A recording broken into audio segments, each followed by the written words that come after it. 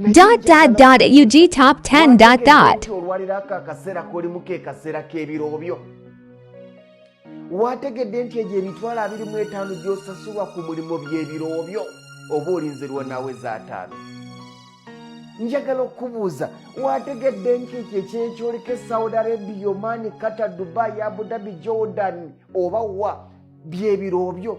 Oba olowooza ogenda kwezimba, oba olowooza ogenda kukyusa obulamu ng'omaze okugenda mu America. Ogalabangiza ekyeyo kya Oman olaba tonnatuuka, ogalabangiza ekyeyo kya Saudi Arabia olaba tonnatuuka, gw'olowooza obulamu ogenda butereza ng'ogenze Canada.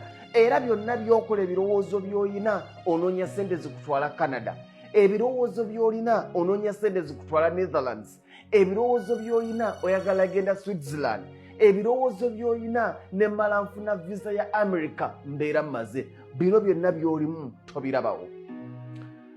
Lw'onaategeera nti obulamu bwe walimu nabwo bwali bulamu obw'ensonga ng'omaze okukomawo ke Uganda n'emitwalo 7 gye wafunanga nga tokyagifuna, n'onoonya kuwa 7 egyo waakiri oddeyo Oman nga tomulaba.